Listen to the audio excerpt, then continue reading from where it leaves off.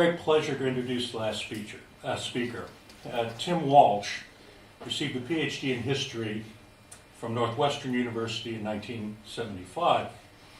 After that, he served in various capacities with the National Archives and Records Administration, of which this institution is part of that large organization.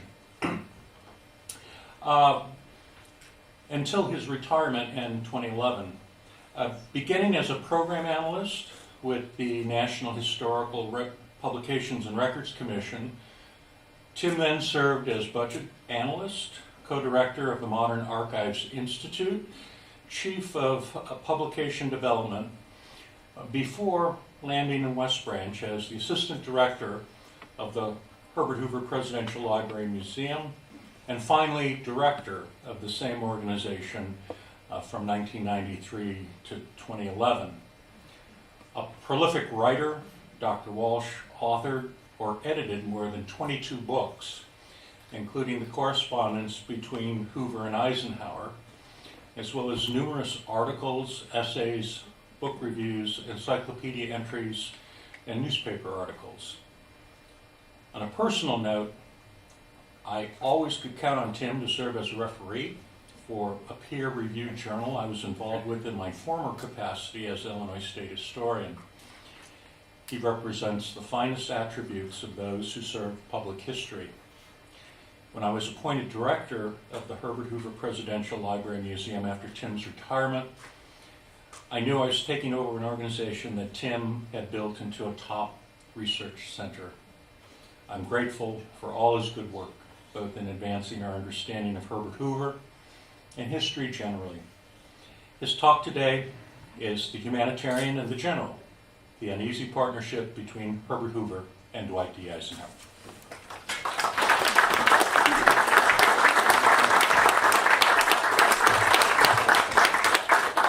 Thanks, Tom. You were very generous, as was Richard last night. My remarks this afternoon, and folks, are there any better words to hear than the words final speaker? My remarks this afternoon are going to are based on a book that I did called Herbert Hoover and Dwight D. Eisenhower, A Documentary History. And there is a flyer on the table in the lobby if you're interested in the book itself. They are not sold here for a variety of reasons. But it's the third in a trilogy that I did along with my friend and colleague Dwight Miller, who is here, on Hoover's extraordinary relationship with Franklin Roosevelt, Harry Truman, and Dwight D. Eisenhower. So it's an extraordinary life, and as we've learned today, Mr. Hoover's relationship with these men and many, many others makes it a life worth remembering.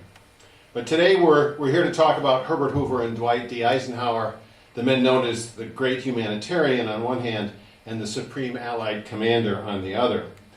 These two sons of the heartland found ample opportunity to work together in common cause in the years after World War II, and they discussed everything from the contentious fight for the 1952 Republican presidential nomination to the second Hoover Commission to reorganize the executive branch. Not surprisingly, they had much in common. Both Hoover and Eisenhower had been born into religious families on the Midwestern frontier. Both men were self-made and the first members of their families to graduate from college. Both men had distinguished careers before they were elected to the presidency. Most important, both men shared a common conservative political philosophy and were critics of the bloated excesses of the New Deal. It may come as a surprise, therefore, that these two men were never close. Now, it was not for a lack of effort, at least on Ike's part. As president, Eisenhower made a deliberate effort to cultivate Hoover's friendship, but the older man seemed suspicious of Ike's motives. And perhaps it was the politics of the presidency. They had been on opposite sides at the 1952 Republican National Convention, and Hoover could never quite come to trust Ike after the convention. To be sure, Hoover saw value in working with the president and was always polite, even cordial, but their relationship was formal at best. They were colleagues, but not friends. It will surprise some of you that Hoover's collaboration with Eisenhower was not as personal as his partnership with Harry Truman. In fact, as we've heard from Lisa Ocean, Hoover and Truman had one of the oldest and productive partnerships in presidential history. Now, this is not to denigrate Hoover's work with Ike. It was productive. And not to be overlooked is the fact that Hoover was a man in his 80s when he took on assignments from Ike. He could have easily rebuffed the appeals from Eisenhower by claiming age or declining health. But that was not Hoover's way. It's important to look at the Hoover-Eisenhower partnership in the general context of Hoover's long and productive post-presidency. Although it has become common for recent presidents to take active roles in public life after they leave office, it was unusual for presidents before Herbert Hoover to follow such a path. Hoover never articulated a job description for the role of former president, but he implicitly defined the model that his successors use to the present day. As such, Hoover found himself first as leader of the Republican opposition to Franklin D. Roosevelt, and later as a partner to both Harry Truman and Dwight D. Eisenhower. Hoover also would provide support and private counsel to Presidents John F. Kennedy and Lyndon Johnson. Even at the age of 88, Hoover only reluctantly declined an invitation from Kennedy to serve as honorary chairman of the Peace Corps. Although his spirit was willing, Hoover knew that he no longer had the energy to do the job properly. So what event precipitated all of these presidential partnerships? To a significant extent, it was FDR's sudden death in April of 1945 that defined Hoover's personal relationships with all of these men. And had it not been for several accidents of history, it is not likely that Hoover and Truman would have ever crossed paths and forged their most unusual partnership. Hoover and Truman were about as politically different from one another as can be imagined, and yet had more in common than either man could have known. They were the first two presidents born west of the Mississippi River, and both were profoundly shaped by World War I and its aftermath. They were both men of modest means who had experienced tragedy at an early age.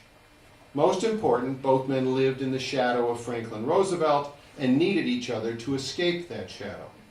Truman faced a formidable Republican opposition in Congress and saw value in an alliance with Hoover. For his part, Hoover saw vindication in a return to government service, even if it was under a Democratic president. Together, Hoover and Truman found a way forward that led to plans to rebuild Europe and reorganize the executive branch. And Hoover and Truman remained friends even after Truman left office in 1953. In fact, an argument can be made that their friendship deepened when they became equals as the nation's two only living former presidents. They formed an informal former presidents club and saw each other from time to time in New York and Florida. The conversation was casual, the admiration was genuine. They attended the dedication of one another's presidential libraries and they exchanged books. And as we heard from Lisa, that wonderful letter from Hoover to Truman, yours has been a friendship which has reached deeper into my life than you know. Truman was so impressed with that letter that he actually had it framed and displayed on the credenza behind his desk at the Truman Library. And the folks at the Truman Library will tell you that when Hoover was in residence, he would regularly point to or show that letter to visitors. Now, Hoover's relationship with Eisenhower was significantly different from that partnership with Truman. Ike was no stranger to Hoover when they first began their correspondence. In fact, Hoover's first substantive communication with Eisenhower began in the days after World War II.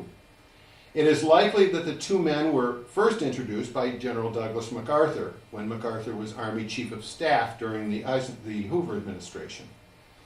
Eisenhower was MacArthur's aide at the time and was often charged with the responsibility for preparing reports and communications for the president.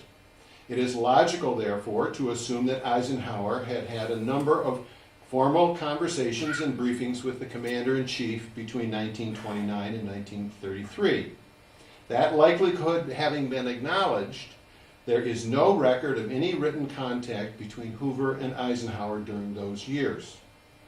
The first documentary evidence of communication between the two men comes at the end of World War II when Hoover wrote to Eisenhower about a matter very close to Hoover's heart.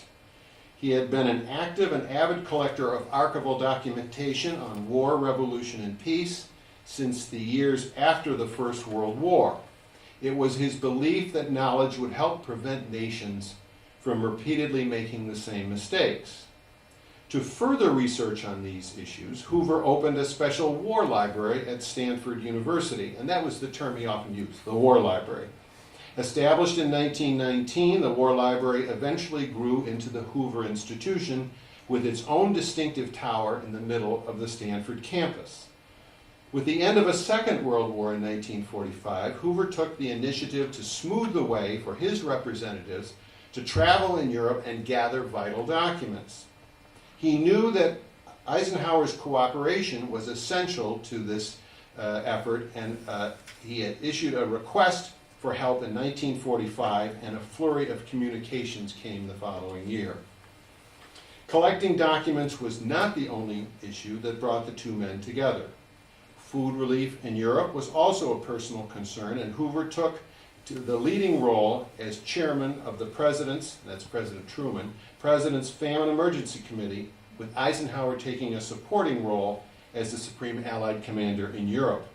Not surprisingly, Hoover briefed Eisenhower on civilian food needs, and Eisenhower in turn briefed his staff on Hoover's work. A third issue of common interest was politics. Hoover was keenly interested in the upcoming election of 1948, and Eisenhower was rumored to be a candidate. Would he run as a Republican for president? Hoover wanted to know and put his thoughts on paper, and those thoughts are in the book.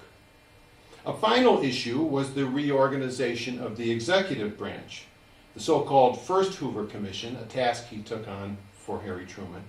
Hoover was pleased to have Eisenhower as a consultant on the reorganization of the War Department and its eventual transition into the Department of Defense.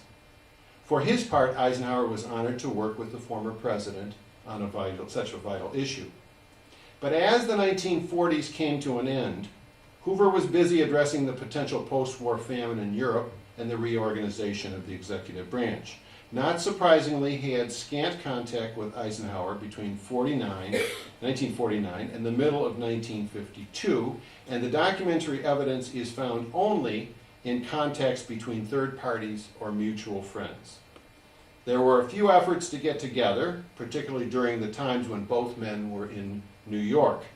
As president of Columbia, for example, Eisenhower invited Hoover to serve as the honorary chair of a campaign to raise funds for the university's engineering program. Parenthetically, Hoover declined that because he was at the time raising money for the engineering programs at Stanford University. The most substantive communication between Hoover and Eisenhower during those years came as the Cold War heated up in 1951. By then, Ike was NATO commander and was clearly committed to a leadership role for the United States in sustaining the fragile democracies of Western Europe. Try as he might, Hoover could not convince this future president that America should retreat to focus primarily on national interests. So foreign policy was a friction point between the two men, and there was no question where Hoover stood. On December 20th, 1950, Hoover delivered a forceful, direct call for the United States to concentrate on the preservation of the Western Hemisphere, with Great Britain as our outpost in the Atlantic, and Japan, Formosa, and the Philippines in the Pacific. In effect, Hoover was calling for America to adopt a modified isolationist foreign policy, similar to the one he had advanced during his own administration. And in this campaign, Hoover was not alone. Many Republican members of the U.S. Senate were in agreement with the former president. But Ike would have none of this talk of America as Gibraltar, even if it was coming from a former president. In letters to his friends during these months, Eisenhower was openly critical of Hoover. In hindsight, this was no surprise. It would have been illogical for Ike to repudiate the crusade he had led in Europe from 1943 to 1945, or his service as Supreme Commander of the North American Treaty Organization. Most revealing during these years was a diary entry written by Eisenhower on March 5th of 1951.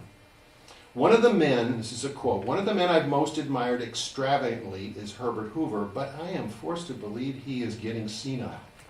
God knows I personally would like to get out of Europe, and I'd like to see the United States able to sit at home and ignore the rest of the world. What a pleasing prospect until you look at the ultimate consequences. Beginning in 1952, Hoover turned his attention to the selection of the Republican nominee for president and the campaign to roll back the excesses of the New Deal. He had seen 4 campaigns come and go since his devastating loss to FDR.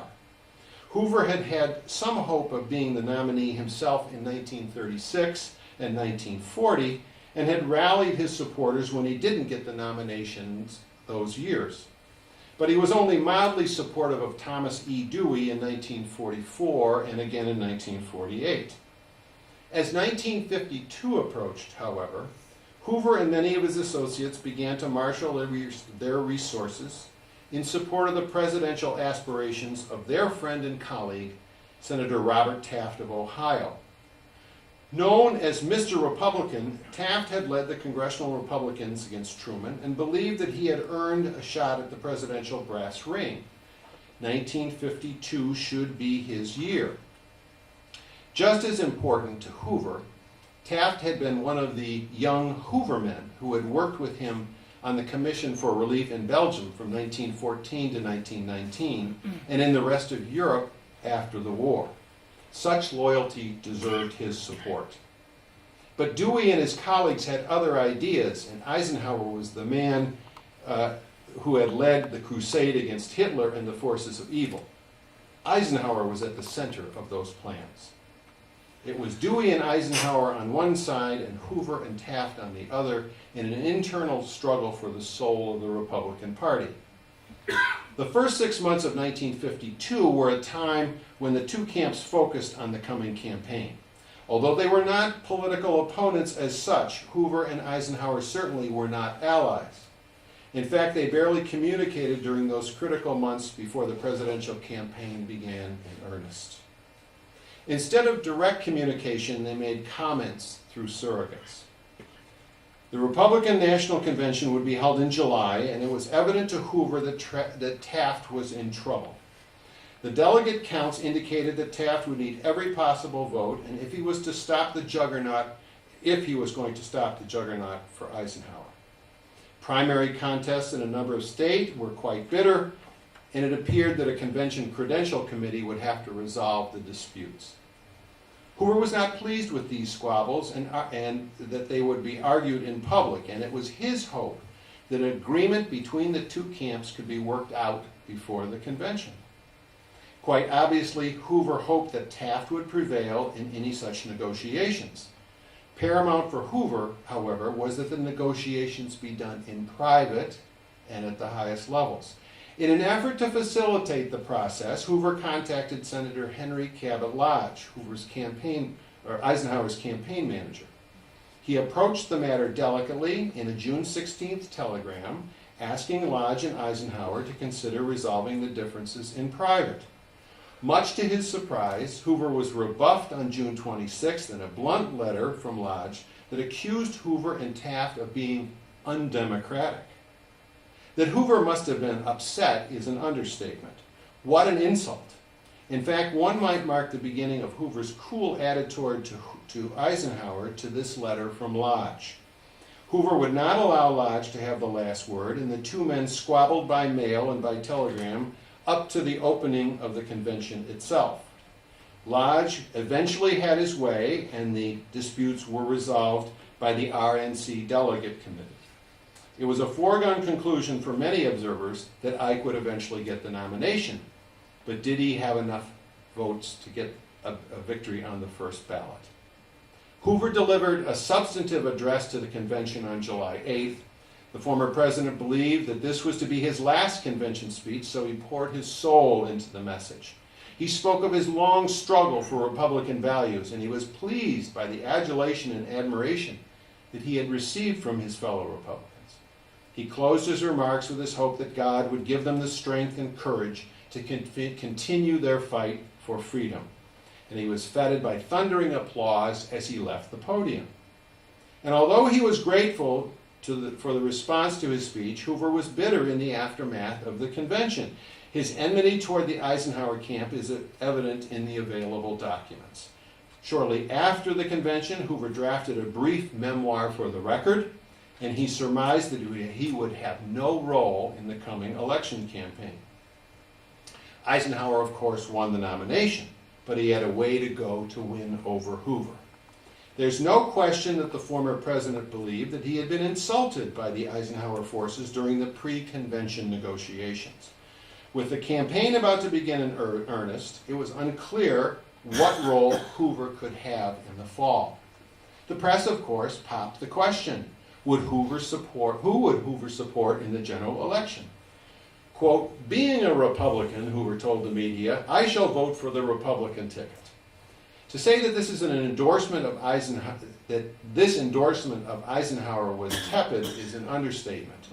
Perhaps Hoover was throwing an insult back at Ike and his minions for the way he believed he was treated prior to the convention. Whatever the subtext, it was clear to Eisenhower that he would have some work to do to get Hoover on board in the general election campaign. During August and September, Eisenhower made several efforts to contact the former president, but to no avail. For various reasons and Hoover's unwillingness to work through intermediaries, the two men did not talk until October 9th. After a fateful telephone call, however, Hoover prepared a memorandum that summarized Ike's message as a call to action. The principal purpose of the call was to ask Hoover to address the nation on behalf of the Republican ticket, a task that the former president gladly accepted. So on the evening of October 18th, via both radio and television, Herbert Hoover spoke to the American people. He touched on a range of issues: misrepresentations, employment relief, aid to farmers, labor, children, housing, and much more. But Hoover never got to the point, encouraging his followers to get out and vote for Eisenhower and Nixon. In fact, Hoover did not even mention the Republican ticket until the last paragraph of his speech.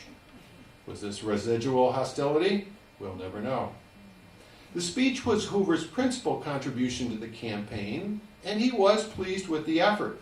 The following day, he received a congratulatory telegram from Ike, which confirmed his beliefs. Hoover took on one other task on behalf of the Republican ticket that fall, and that was to convince Douglas MacArthur to openly support Eisenhower and to end the MacArthur write-in campaigns that were going on. Every vote would count. There was no question that Hoover was pleased with the results on November 4th. For the first time since he had left Washington in March of 1933, a Republican was back in the White House.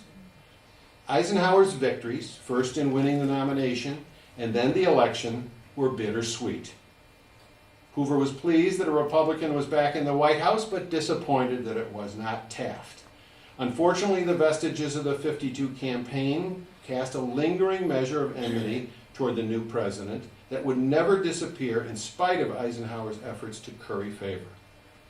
And yet Hoover was an optimistic man in November of 52. He knew that come January, a Republican would be in the White House, and that fact gave him a certain measure of vindication. He was back in Washington after 20 years of exile. And no doubt he was pleased with the public response to his October 18th speech. Requests for printed copies of the speech poured into the Waldorf Towers in New York. It is likely that Hoover believed that he had contributed to the Eisenhower victory, and Ike did not dissuade the former president in that belief. And the former president must have also felt vindicated as he sat on the inaugural podium on January 20th of 1953. There he was with his friend, the outgoing President Harry S. Truman, and his new colleague, the incoming Dwight D. Eisenhower. The shadow of Franklin D. Roosevelt had passed. Hoover was looking forward, restless to begin on new projects and with this new president. The acrimony and friction of the campaign was over, the new president was suitably attentive, and a second Hoover commission was in the offing. Although he did not say as much, it is logical to assume that Herbert Hoover was generally optimistic and that he would play a role in the Eisenhower administration. And that was the way the partnership began, as uneasy as it was, with Hoover expecting offers of collaboration and consultation from Ike, and Eisenhower showing modest initiative in reaching out to the former president. Hoover was not inclined to make the first move with Eisenhower any more than he had been with Truman. Of course, Hoover did keep the Eisenhower White House informed of his contacts with Congress during those years, particularly as they related to the reorganization of the executive branch. These early, if indirect, communications with Ike were not so subtle hints that Hoover wanted to be back at work dismantling the New Deal. And initially, Eisenhower did not disappoint the former president. The legislation establishing the new commission was passed by the Congress and signed into law shortly after Eisenhower took office. And as was the practice with the first commission, the legislation called for the president and leaders of House and Senate to appoint members to the second Hoover commission, I should say. Hoover had been appointed to the first commission by House Republicans. This time, however, his appointment came from the White House. Although Ike did not have the power to appoint Hoover as chairman, it was clear that the administration expected that Hoover again would be in charge. That the former president had high expectations is without question. Hoover had succeeded in eliciting substantial cooperation from Truman in response to recommendations from the first commission. And Truman was a partisan Democrat. Hoover could only speculate at how much more he could get done with a Republican president. And Hoover was not one to wait around until he received the paperwork establishing that commission. Available documents indicate that Hoover took every opportunity during the first 7 months of 1953 to offer advice to Congress on matters relating to reorganization. In each case, he also copied in the president. As he waited for further instructions from the White House, Hoover also offered his support to Ike on matters related to food relief in Europe, a second subject of interest to him. Finally, on July 13th, Hoover got the formal request from Eisenhower to begin formal work on a second Hoover commission. The former president was back in business and had high expectations for substantial change. Over the next 2 years, with his Hoover and his commissioners churned out brief but cogent recommendations on a wide range of aspects of the executive branch. Each report was well received by both Congress and the administration.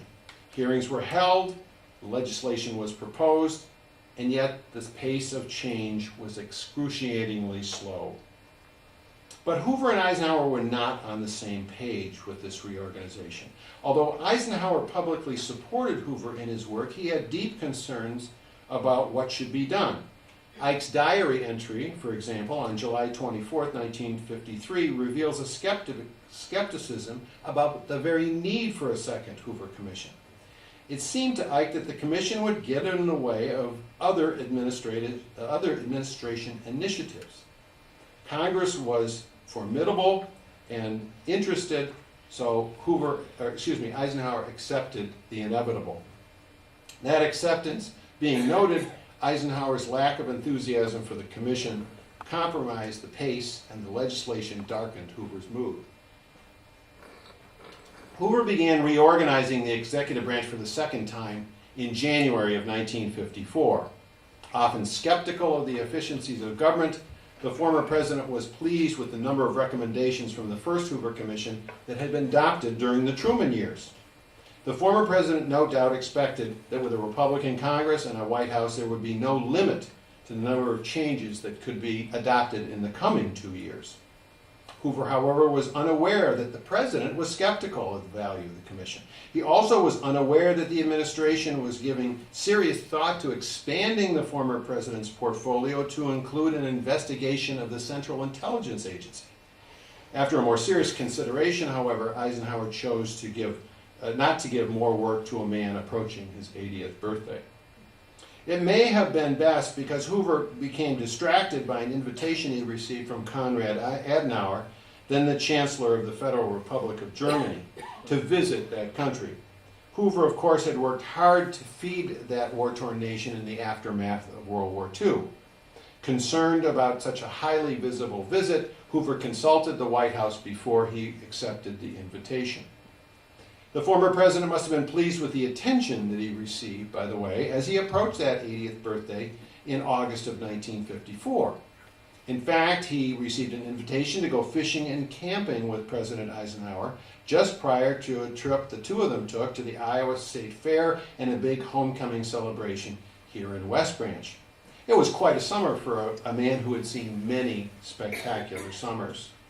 Hoover devoted much of 1955 to his work on the commission and its eventual recommendations. There was little communication with the president during those months. But that does not mean that the president was not aware of Hoover or his value to the administration. In fact, there's some evidence that Ike saw Hoover as a man of wisdom and intelligence. A new year meant new challenges for both men. The president had suffered a heart attack, and the nation was wondering about his long-term health. Was Eisenhower capable of handling a second term? Was there a way to reduce some of the burdens of the presidency? Hoover had an idea: the establishment of an administrative vice president to help the president as he first proposed, that idea in an appearance on Meet the Press in December of 1955. Parenthetically, again, many of the duties that he described are what the chief of staff now does at the White House. But intrigued by this idea, Senator John F. Kennedy invited Hoover to testify before Congress on his proposal. Hoover was cautious, however, and sounded out Sherman Adams at the White House on the administration's support for this idea. The former president came away from his discussions with a firm belief that he had Ike's support, and this belief was reinforced from additional data from various White House staffers over the next week. Hoover prepared his testimony before Kennedy's committee, thinking that everyone agreed with the merit of the idea. But there was a double cross afoot. At least that's the way Hoover put it. On January 11th, Adams sent Kennedy a letter that questioned the need for such an office and implicitly rejected Hoover's ideas. The former president had been blindsided, and he then scheduled a meeting with the president to clarify the issue. Unfortunately, there is no document that quite explains what they said to one another. Hoover did not allow that matter, however, to distract him from lobbying the president to actively support more commission recommendations. In a letter of April 22nd, and a response from Eisenhower set the tone and the agenda for modest progress. Ike would do what he could, but would not take extraordinary measures to go beyond what were political realities. Perhaps Eisenhower was preoccupied with the upcoming presidential election in November of 1956. It had been more than half a century since a Republican president had been elected to a second term, and Ike wanted to ensure that he ended that long drought. Hoover, of course, believed that his commission recommendations would help secure victory on Election Day. Although Eisenhower did not dispute such a claim, he also did not advance the commission's recommendation through the Congress as part of his re-election campaign. Hoover did not push the matter. In fact, he was uncertain if he would have any role in the campaign, and he was unwilling to attend or speak at the convention without a personal invitation from the president. Ike, of course, followed suit, and Hoover was asked to participate. He did speak in broad philosophical terms, and his remarks were politely received by the delegates. Hoover took the same tone in a brief speech on October 29th, a few days before the election. For these remarks, Hoover used the CBS television network. But the former president hedged his bets as well and released the text of his remarks to the major radio networks and to the print media. Eisenhower's re-election pleased Hoover, and no doubt he was also gratified to have played a small part in the campaign. As expected, Hoover received an invitation to the inauguration, and he planned to attend. As the year came to an end, however, both Hoover and Eisenhower were caught up in a Cold War crisis in Hungary. The world was a dangerous place, and both men knew well that the president often was called on to respond when prudence dictated a measured response.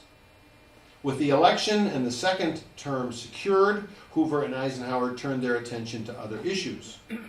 For Hoover, this meant an increased effort to pressure the president to do more to implement the recommendations of the Second Hoover Commission. The dilemma facing Hoover, as well as Eisenhower, was the fact that about half of the recommendations required congressional action.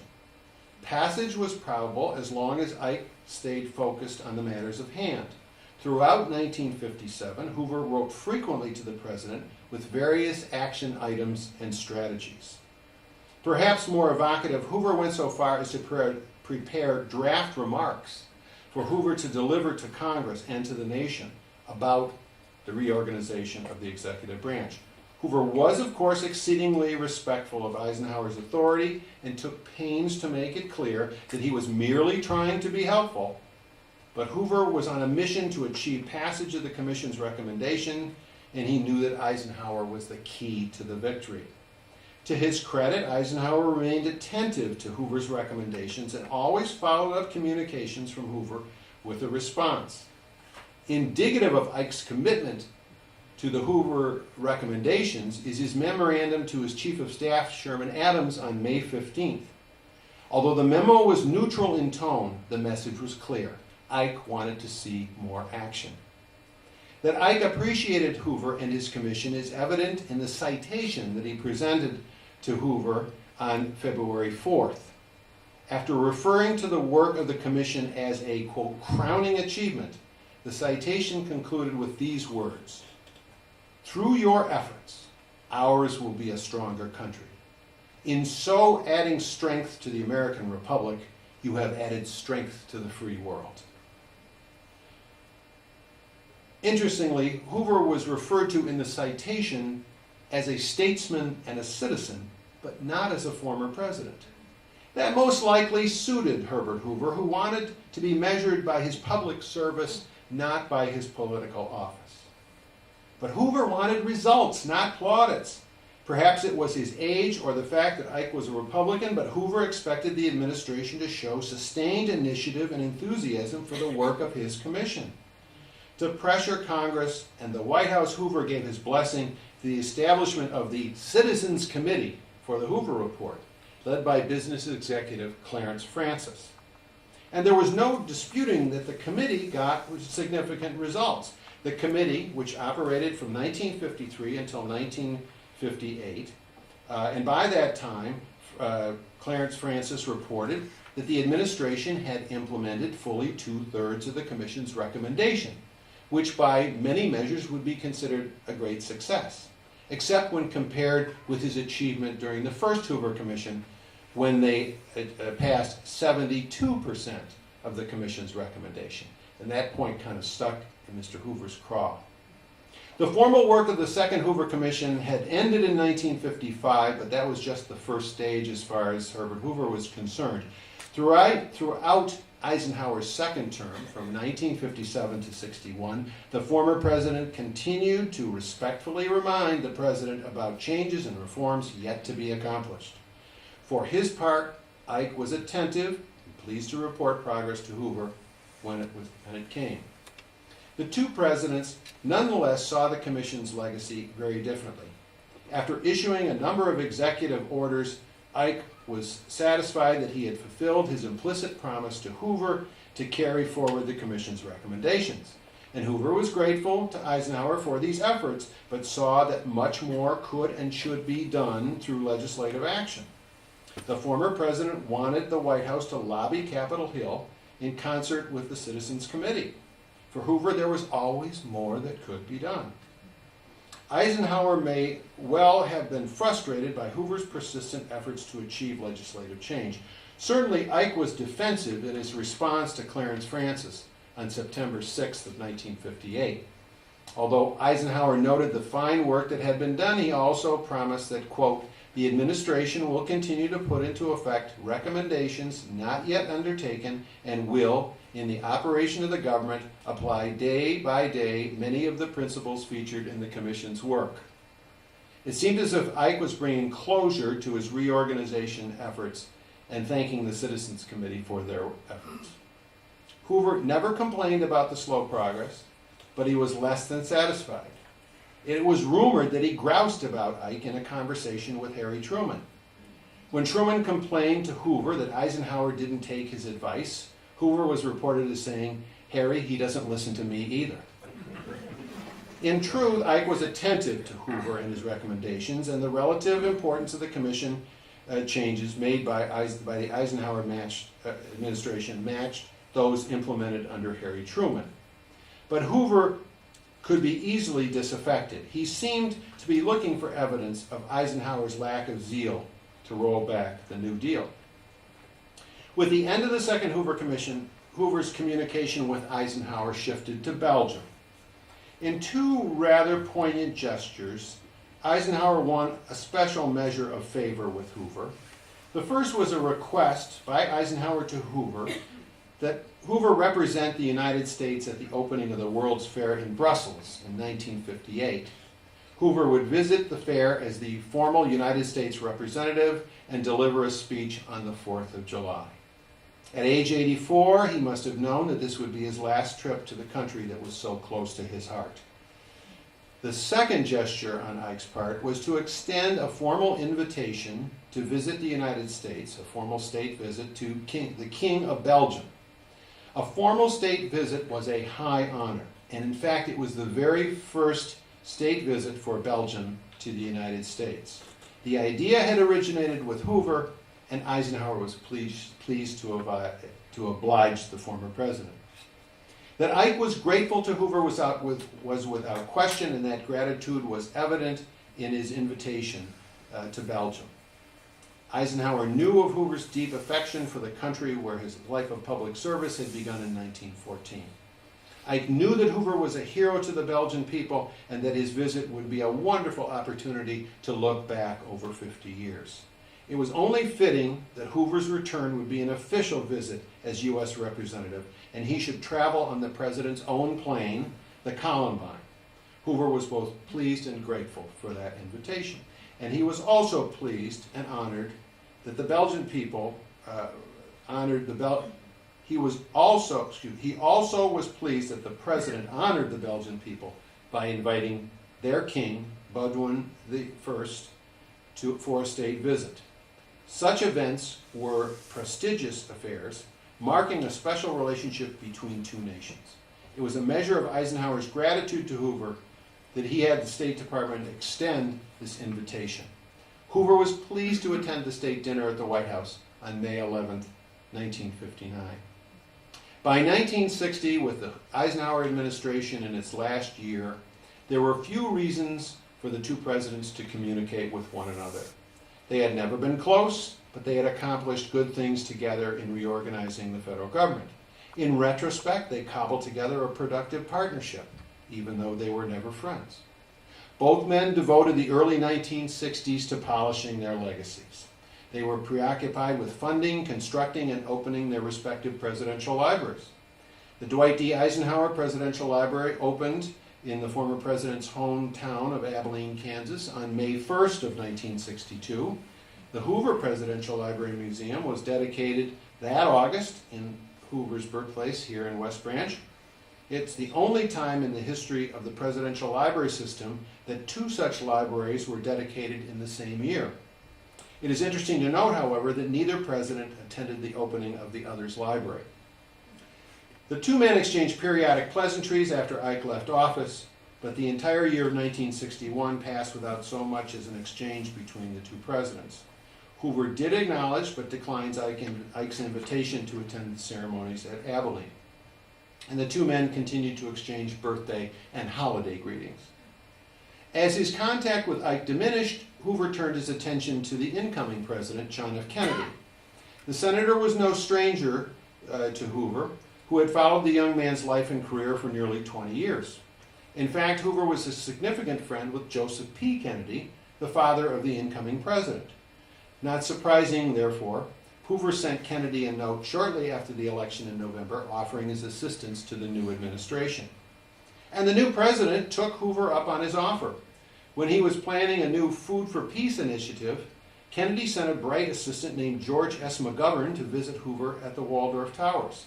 The former president and the future presidential nominee spent an afternoon discussing options for an effective program. Hoover's ideas were valued in the Kennedy White House, and he continued to release statements in support of the president's policy and send letters to the White House seeking to influence legislation. That Hoover's support was important to the Kennedy administration was evident in the fact that the former president's comments were leaked to the press by the White House. And when legislation bogged down in Congress in April, the White House asked Hoover to appear on a CBS News program discussing the initiative. Hoover declined the offer, stating his views were well known.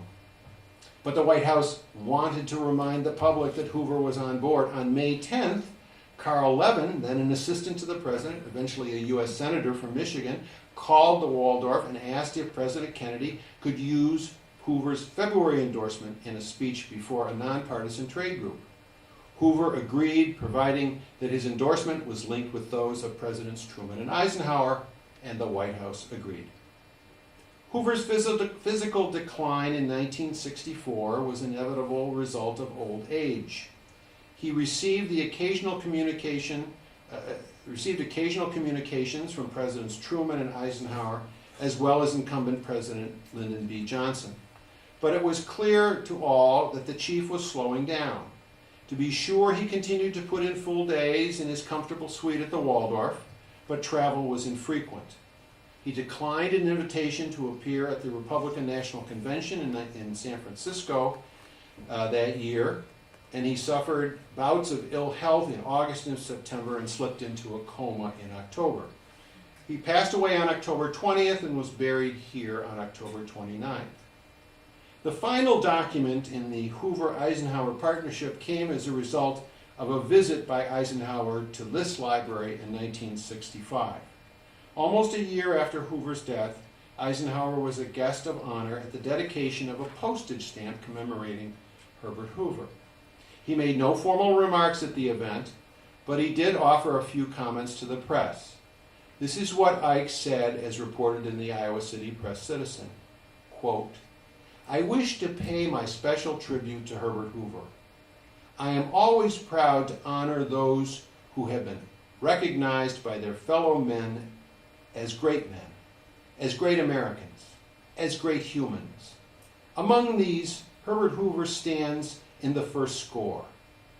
His great human qualities are known throughout the world. So long as the English language is spoken, so long as there is a nation, we will remember Herbert Hoover with the greatest gratitude." So what are we to make of the partnership of Hoover and Eisenhower? The available documents show frustration, collaboration, and eventual closure on a life of public service. That Hoover had high hopes for his work with the first Republican president in 2 decades is without question. That he was disappointed with the pace of the collaboration with Ike is also evident in the documents. Perhaps the former president had too high an expectation for the Eisenhower years. We will never know. What is not in doubt is that through his multiple contributions to both the Truman and Eisenhower administrations, Herbert Hoover made a substantive difference in the shape of executive power in Washington. For that, all of us can acknowledge a substantial measure of gratitude to this founding member of the former President's Club. Thank you very much.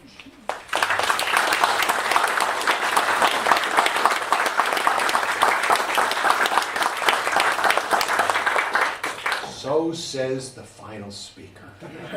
But if you have questions, and of course, as you know, I'm a serial talker, you give me a podium and you have to pry my cold, dead fingers from the sides of the lectern. Questions?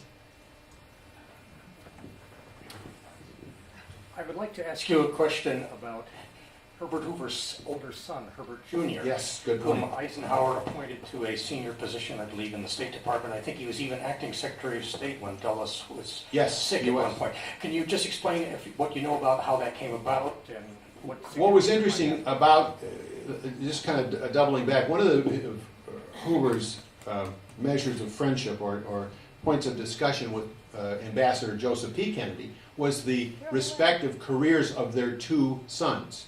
John F. Kennedy, who of course was senator from Massachusetts, and Herbert Hoover. He was called Herbert Jr., but I think he was Herbert Charles Hoover. At any rate, he was Undersecretary of State, I think, starting in the second second Eisenhower term, and was acting Secretary of State when John Foster Dulles suffered a heart attack, and more specifically, he was acting Secretary of State during the Suez Crisis. So he played a critical role, and in fact, I think there was active and avid discussion of appointing Herbert Hoover Jr. as Secretary of State when Dulles retired after the first term, but they chose instead Christian Herter, who was actually another Hoover man, by the way, another person who had served in the famine relief years. So there's no question that Herbert C. Hoover, Herbert Hoover's oldest son, played a critical role in the Eisenhower administration. Could you talk a little bit about how Hoover and Eisenhower dealt with Joe McCarthy? You know, as far as I know, there is not a lot of discussion, at least I've not explored it. The topic never came up between the two of them discussing that as an issue. So there's no documents in the volume that represents any direct communication on political issues. These two men stayed on point as far as their direct communications. There's no question that Joe McCarthy was a burr under Eisenhower's saddle, and the whole question of how to deal with it and how to have Congress deal with it. I think what's most interesting is the fact that we, in the effort to discipline Joe McCarthy and to challenge him and to oppose what he was doing, we give so little credit to Margaret Chase Smith, who was an extraordinary woman. So it was really a difficult time for the Republican Party to deal with somebody who was kind of off the rails, so to speak. But I think Eisenhower avoided the issue. The question of loyalty, and of course it is clear that you have McCarthy attacking the Army and other Eisenhower departments. But as far as what I know of the issue, Eisenhower kept mum, and I know of no comments, direct comments, by Herbert Hoover on Joe McCarthy. There may be there. You just have to tease it out somewhere in the collections behind these walls. I invite you all to. That's what I used to say in my days as director. Oh, good topic, young man. Get back there and do some research. I wondered if there was anything that you could comment on about Hoover's relationship with Richard Nixon. Was Nixon sort of a go-between between the Taft, Hoover people and the Eisenhower, Dewey people? There are some documents between Vice President Nixon and Herbert Hoover. There was a tendency on Nixon's part to send, glowing letters of admiration and appreciation and a polite acknowledgement by Herbert Hoover. Again, there's no evidence of any kind of warmth or collaboration per se, and it was more in the manner of fan letters than there was in terms of colleagues. They certainly didn't see Nixon as an equal or the up-and-coming power within the Republican Party. In an odd sort of way, I think he had more affection for John F. Kennedy than he did for Richard Nixon. And in fact, as I was saying to somebody last night, in the contested election of 1960, which was so close, and during the weeks between the election results and the question of whether or not there should be a recount, Hoover was in Florida at Key Largo, and he was there. John F. Kennedy was there as well, and so was Richard Nixon, and they got the two of them together, along with Ambassador Kennedy, to sort of talk about the issue. So in some ways, Herbert Hoover negotiated a rapprochement between Kennedy and Nixon, and in effect Nixon chose not to pursue a recount, which he thought would be deleterious to the nation, and specifically in Illinois and Texas. So in some ways, Herbert Hoover judged people based on not just what they said or their political affiliation and party, but whether they were kindred spirits, in their beliefs and what had they accomplished. And I've always been interested in that relationship between Herbert Hoover and the Kennedy family, as much as I was between Herbert Hoover and Harry S. Truman, because it's counterintuitive to think that they would have much in common. And it's hard for us to imagine in the contemporary acrimonious political climate, imagining that any former presidents of opposite political persuasions would have a real affection. Now, you do occasionally see it, and as Richard has said in the past, the relationship with Jimmy Carter and Gerald Ford was extraordinary. And of course, we saw it as far back as the early days of the Republic between John Adams and Thomas Jefferson. So it does happen. And would that there were more of these collaborations and that people set aside their political differences and say, let's work together in a cause that we all share. In the back.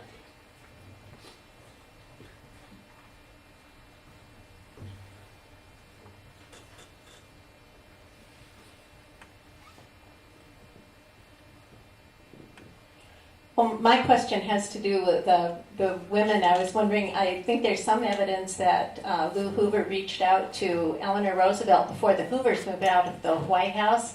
But I was wondering if there was any response from Eleanor Roosevelt at any time that she reached out to Lou Hoover in your knowledge.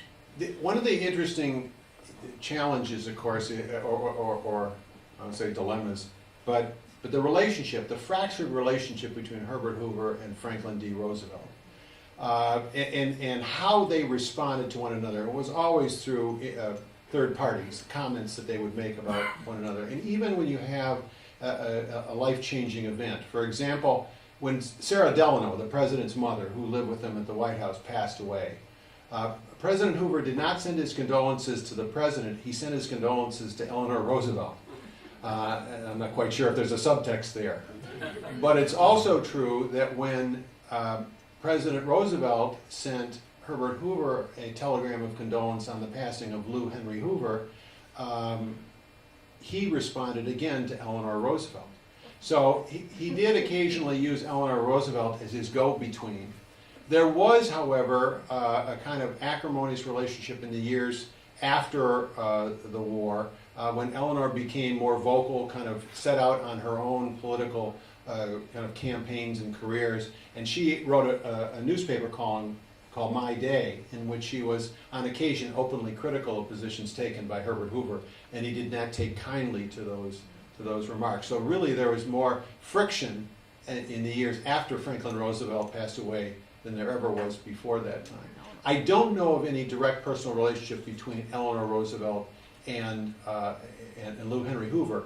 I do know, as George referred to in his remarks, there was an effort on the Roosevelt's part, particularly in the years immediately after World War I and during the 1920s, to have them curry favor with the Hoovers. I think they saw that the Hoovers were an up-and-coming power couple, and they wanted to hitch their wagon to that success. Franklin Roosevelt, before he became governor of New York, was president of the American Construction Council, which was basically a residential housing trade group.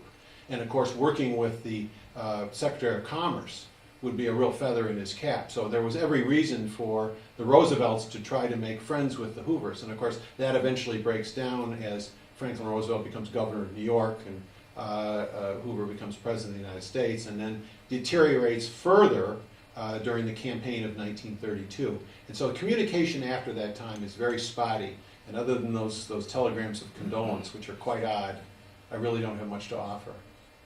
But good question. I believe on that note, we shall end. No, Tom, I'm out of time. Please, just another hour.